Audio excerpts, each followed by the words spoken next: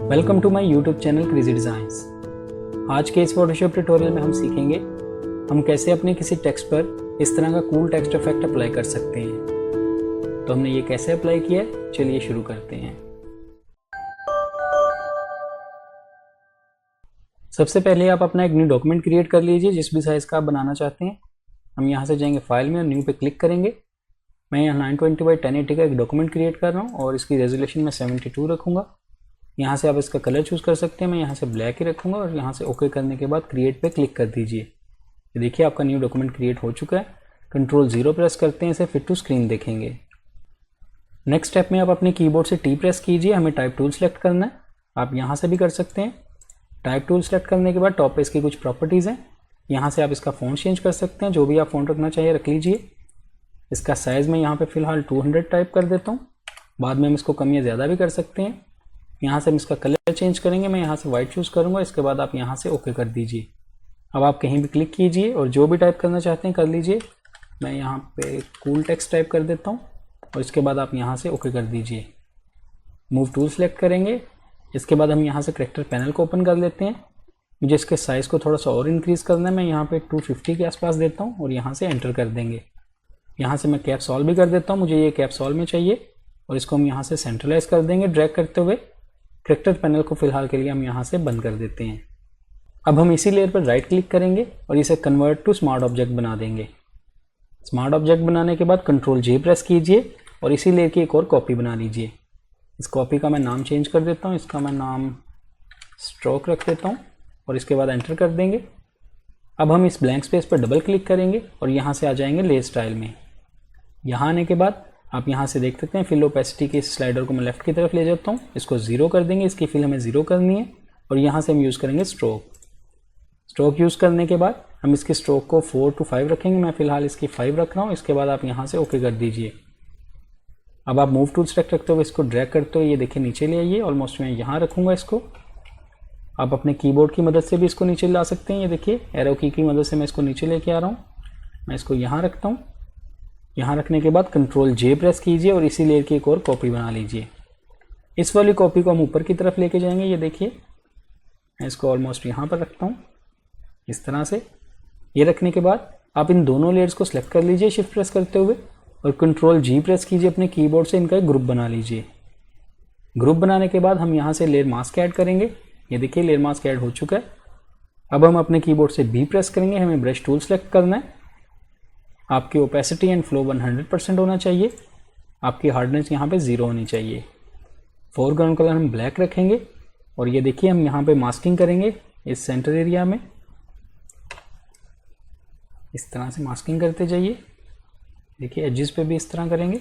Brush का size आप कम या ज़्यादा कर सकते हैं, स्टार्ट ब्रैकेट और एंड ब्रैकेट से ब्रश का साइज़ कम या ज़्यादा किसी भी वक्त आप कर सकते हैं।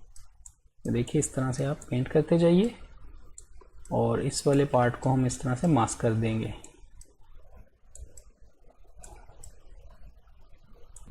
इस तरह से मास्किंग करने के बाद अब आप अपने कीबोर्ड से कंट्रोल J प्रेस कीजिए और इसी ग्रुप की एक और कॉपी बना लीजिए। इस ग्रुप को हम ओपन करेंगे, ऊपर वाले ग्रुप को ओपन कर लीजिए और यहाँ से इस वाली लेयर को फर्स्ट वाली लेयर को सिलेक्ट करेंगे, फिर से V प्रेस कीजिए, मूव टूल सेलेक्ट कीजिए, अपने कीबोर्ड की एरो की मदद से इसको ऊपर की तरफ ले जाइए। मैं इसको यहाँ पे रखता हूँ इस तरह से और नीचे वाली लेयर को भी सिलेक्ट करेंगे और इसको नीचे की तरफ लेके आएंगे।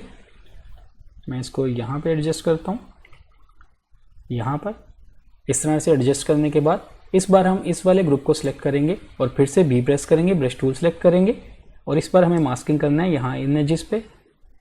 ये देखिए इस तरह से यहाँ नीचे भी हम मास्किंग करेंगे।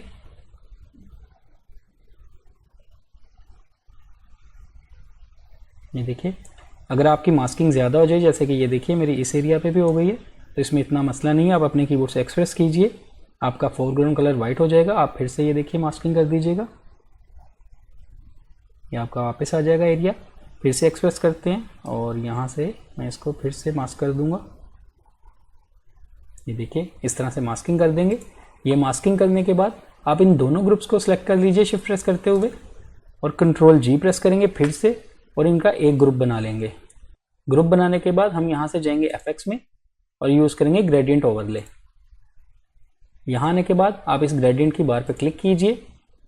यहाँ से आप जो भी ग्रेडियंट चूज़ करना चाहते हैं आप कर लीजिए। साथ साथ आप प्रीव्यू भी देख सकते हैं। ये देखिए आप यहाँ से कस्टम ग्रेडियंट भी बना सकते हैं। ये स्लाइडर पर डबल क्लिक कीजिए और जो भी आप कलर चूज़ करना चाहते हैं कर सकते हैं। लेकिन मैं यहाँ से स्क्रॉल करूँगा और लेगेसी ग्रेडियंट में जाने के बाद मैं ये कलरफुल ग्रेडियंट चूज़ करता हूँ, ये वाला, और इसके बाद हम यहाँ से ओके कर देंगे। इसका ब्लेंडिंग मोड आपका नॉर्मल होना चाहिए, ओपेसिटी 100% रखेंगे। यहाँ से आपका स्टाइल लीनियर होना चाहिए, एंगल आप इसका 90 डिग्री पे रखिएगा। यहाँ पे इसका स्केल हम 100% रखेंगे और इसके बाद आप यहाँ से ओके कर दीजिएगा। नेक्स्ट स्टेप में हम फिर से जाएंगे एडजस्टमेंट लेयर में और इस बार हम यूज़ करेंगे ह्यू सैचुरेशन। यहाँ आने के बाद आप इस ह्यू वाले स्लाइडर को ये देखिए, अगर मैं राइट की तरफ लेके जाता हूँ या लेफ़्ट की तरफ तो आपको डिफरेंट इसके कलर्स मिल रहे हैं। आप अपनी मर्ज़ी के मुताबिक कलर चूज़ कर सकते हैं जो भी आप रखना चाहें। जैसे कि मैं ये वाला कलर्स रखता हूँ और इसके बाद हम यहाँ से इसको बंद कर देंगे।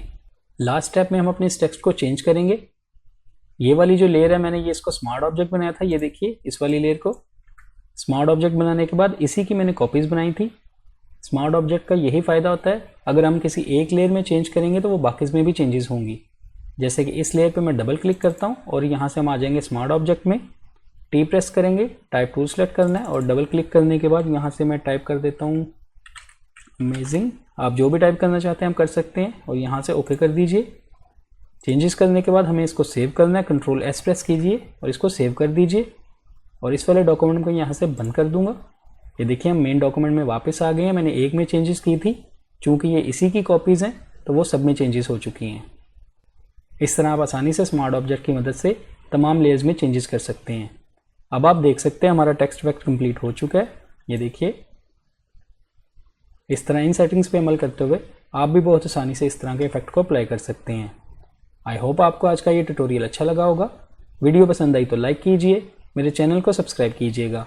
मिलते हैं नेक्स्ट वीडियो में एक न्यू ट्यूटोरियल के साथ। Thank you.